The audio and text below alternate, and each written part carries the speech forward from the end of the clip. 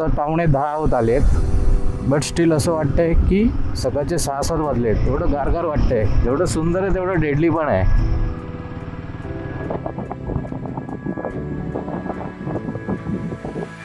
आता आपण आलोय शिवकालीन खेडेगावात.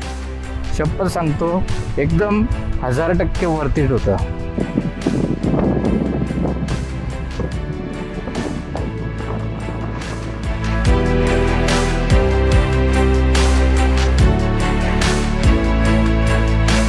Hello everyone, welcome back to my YouTube channel. So आज डे 2 आहे महाबळेश्वरमध्ये आणि आज आपला शेवटचा दिवस आहे. सो जेवढं पॉसिबल तेवढं फिरायचं. त्याआधी तुम्हाला रूम टूर द्यायचा विसरून गेलो. सो तुम्हाला सर्वात आधी रूम टूर देतो. हा बेड आणि हा एवढा एरिया, इथे टॉयलेट बाथरूम कंबाईन. आणि तुम्हाला एक तर गॅलरी दाखवतो. काय खास तर नाही, तर स्ट्रॉबेरीच्या बागा आहेत आणि ह्या ज्या आहेत त्या स्ट्रॉबेरीच्या बागा आहेत. सो असा हा आपला रूम आहे.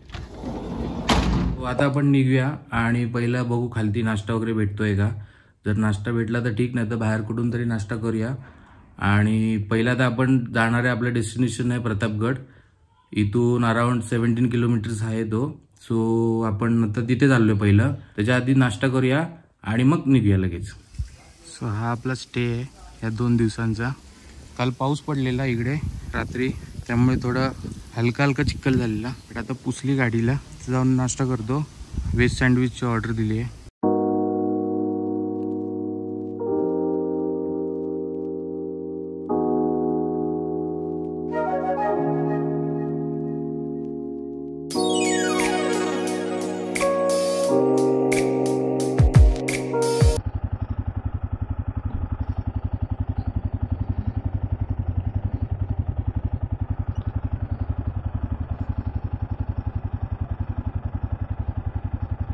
Let's go.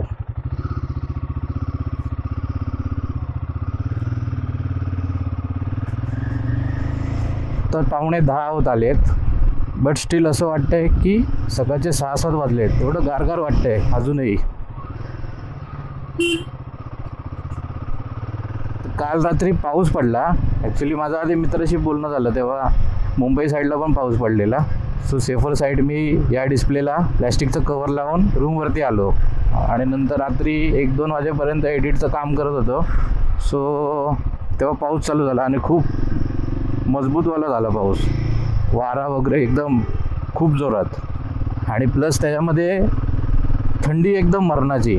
म्हणजे जो एक्स्ट्रीम हिवाळा असतो मुंबईचा, एक्स्ट्रीमवाला, त्या टाईपची थंडी काल वाजत होती. म्हणजे अक्षरशः मी पंखा बंद करून अंगावर घेऊन झोपलेलो, इतकी थंडी. म्हणजे विचार करण्यासारखी गोष्ट आहे, हिवाळ्यामध्ये काय हालत होत असेल इथे. म्हणजे माझ्यासारख्या सिटीमध्ये जे राहतात त्यांच्यासाठी तर हे ॲज इक्वल एज काश्मीर असेल. काश्मीर, शिमला या लेवलची थंडी असेल. ग्लोव्ज घातले आहेत, बट हात तरी पण गारटले आहेत थोडेसे. ऊन लागतंय पण ते फक्त नावाला लागतंय असं वाटतंय. बाकी त्याचा इम्पॅक्ट काहीच पडत नाही. तरी पण मी सनस्क्रीन लावून आलो आहे. बट आय गेस इथे मॉइश्चरायझरची जास्त गरज आहे सनस्क्रीनपेक्षा. सो 23 किलोमीटर आहे, 45 मिनिट्स दाखवत आहेत. गुगलवरती 2 तासाचा ट्रेकिंग दाखवतोय. तर तिथे गेल्यानंतर आपल्या स्पीडच्या हिशोबाने कळेल आपल्याला किती वेळ लागतोय ते. पण चढायचं तर आहे, ट्रेक तर करायचाच आहे at any cost. Last time पण मिस झालेला, साताऱ्याला आलो तेव्हा. तो यावेळी ठरवूनच निघालो. सकाळचा पूर्ण दिवस प्रतापगडालाच द्यायचा. काल आपण जसं नागमोडी वळणाच्या रस्त्याने आलो तसंच आपल्याला वापस रिटर्न जायचं आहे त्या साईडला. आणि उद्या पण पुन्हा ह्याच रोडने आपल्याला खाली उतरायचं आहे. सो आजचा शेवटचा दिवस आहे. तो जेवढं पॉसिबल होईल तेवढं प्रतापगड तर ॲट एनी कॉस्ट करायचाच आहे. त्याच्यानंतर जे पॉईंट्स आहेत ते आपल्या रूमच्या आजूबाजूला आहेत, जेवढे मी गुगल मॅपवरती बघितले ते. आणि बाकी जे काय राहत आहेत ते सनसेटच्या टायमाला जाऊन बघूया, थोडेसे कुठे लांब असतील वगैरे.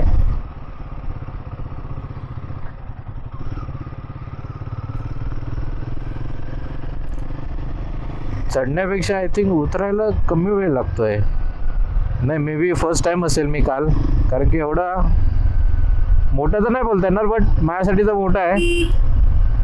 आणि कसं नागमोडी वळणं होते त्यामुळे थोडंसं बोलतात ना ते हिप्नोटाईज झाल्यासारखं होत होतं.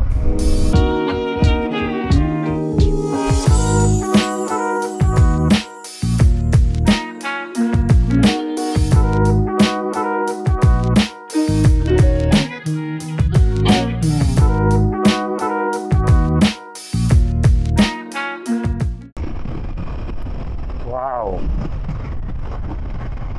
बहुत भालो दरी पॉइंट. काय चालत यार मस्त बळसवाला.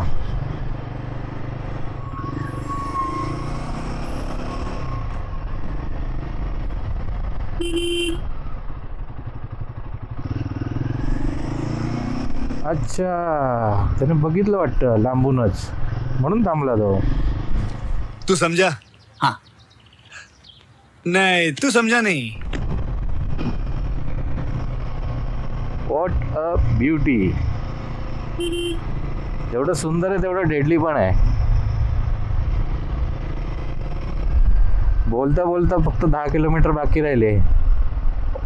20 मिनिट्स टू गो.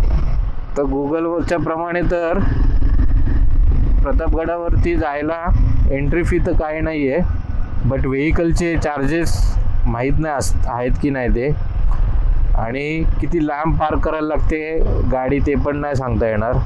जे काय आहे ते तिकडे जाऊनच कळेल. आपण डायरेक्ट आता बहुतेक वरती शीट.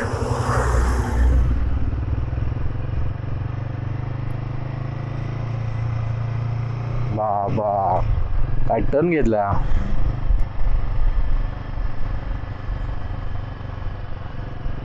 खतरनाक. आपण आता एंट्रीला पोहोचू प्रतापगडाच्या.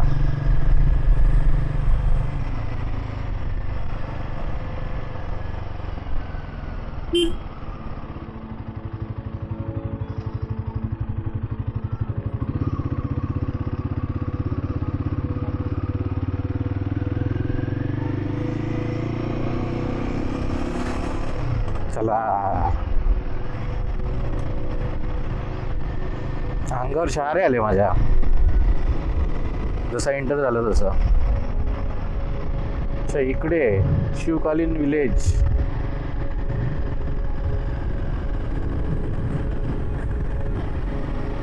त्यांची इकडे अजून पण घरं असतील, त्यांना किती प्राऊड फील होत असेल आणि किती लकी असतील ते. आपण महाराष्ट्रातच राहून स्वतःला इतकं लकी समजतो की आपण महाराजांच्या राज्यात जन्मलो. मग जे याच गावात राहत असतील इकडेच, ते तर किती स्वतःला लकी समजत असतील.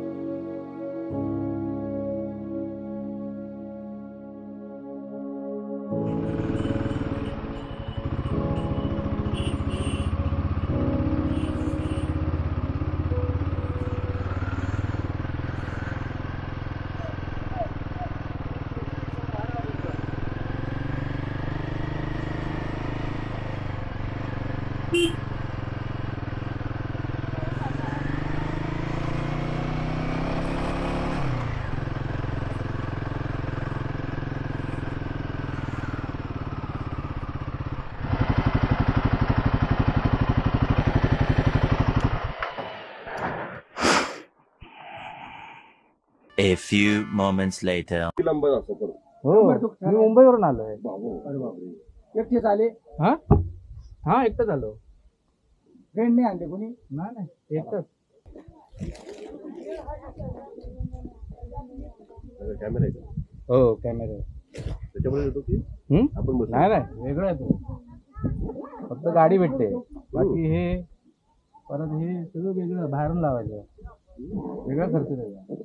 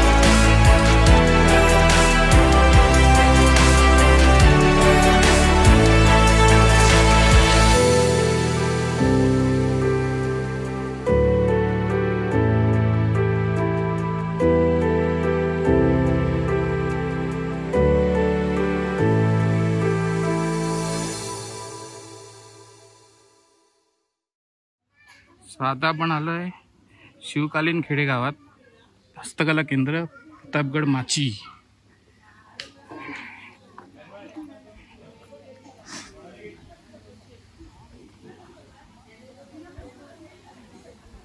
हा एंट्रन्स आहे. इथे म्याव आणि इथे हत्ती.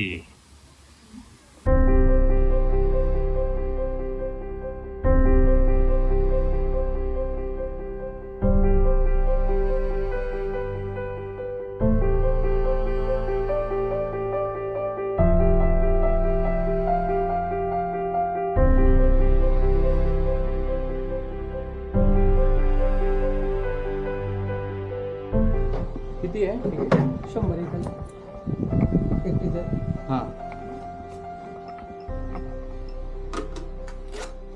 थँक्यू.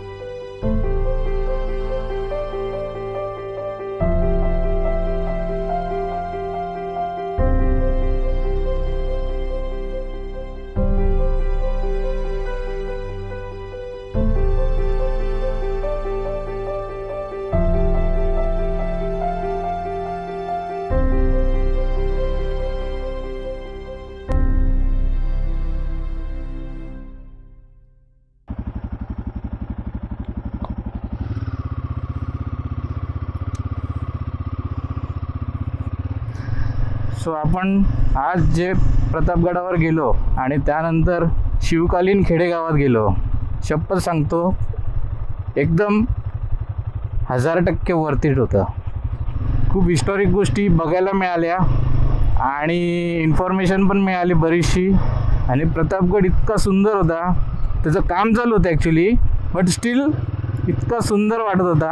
आणि त्यानंतर शिवकालीन खेडेगाव, तो तर नेक्स्ट लेवल होता, नेक्स्ट लेवल कम्प्लिटली. 100 रुपये तिकीट होतं, पण ते 100 रुपयाच्या ऐवजी 200-300 रुपये जरी असते तरी पण ते वर्थ इट असतं पर पर्सन. कारण की खूप छान होतं, खूप सुंदर आणि खूप चांगल्या पद्धतीचं मेंटेन केलेलं. इथे एक फोटो काढूया.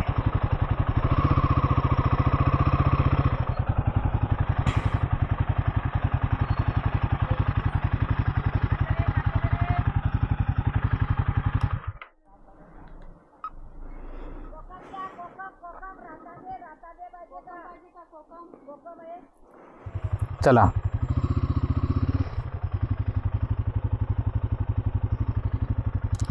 Let's go.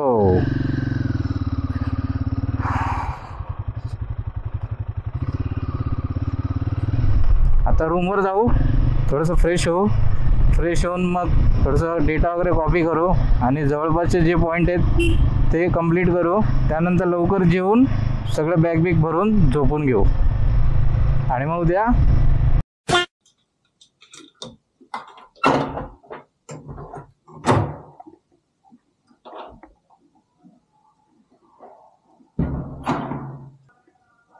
सो आता आपण चाललोय काही जवळचे स्पॉट बघायला.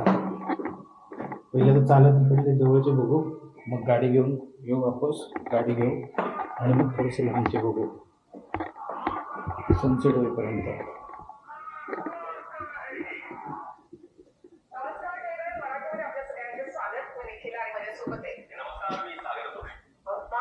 हे आजूबाजूचे पॉईंट्स किती वाजेपर्यंत चालू असतात? तरी 6 वाजता ते जे मंकी पॉईंट वगैरे ते सगळे बंद होतील.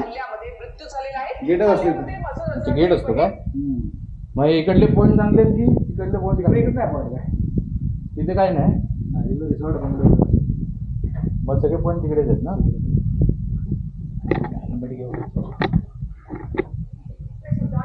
चलो, सो इकडे तर काही नाही बघण्यासारखं. बाईक घेऊनच जाऊ डायरेक्ट.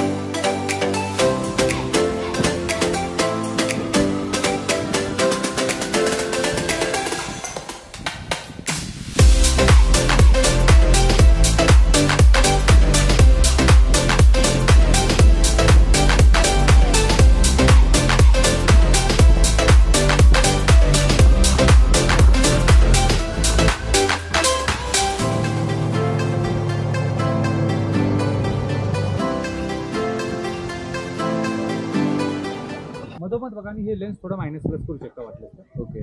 5-7 सेकंड कंटिन्यू थोडंसं निरीक्षण करायचं. सर्वात प्रथम आपल्याला डोंगर झाडी दिसते पहा. डोंगराच्या मधोमध हा तीर भर वाटतो. बारीकशे गॅप दिसतात आणि गॅपच्या मिडलमध्ये एक आउटलाईन. थोडं अंतर ठेवा डोळ्यान दुर्बिणच्या घोड्यावरती बसलेले छत्रपती महाराज आणि थोडं समोर झेंडा. 17 पीसेसमध्ये नेम जॉईन करण्यात आला आहे. पंचधातूची मूर्ती आहे. तिथे वॉच टॉवर, टेम्पल, भवानी मंदिर, कडेलोट पॉईंट असे 22 पॉईंट आहेत. 3-4 तासांची टूर. हा, मी सकाळीच जाऊन आलो. पावणाला ती गार्डनला मोठी आहे ना मालिकेला. हो हो हो. ओके. आता संध्याकाळचा टाइम आहे, तर सकाळी तुम्ही गडाच्या भिंतीवरती घरं जाऊ वगैरे पाहू शकता. अच्छा. सावली आहे ना का वरती.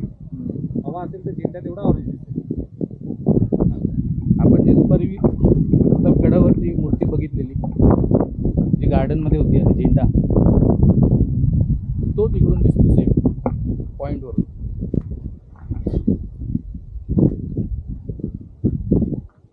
तसं तर आपण जवळून बघितलेली,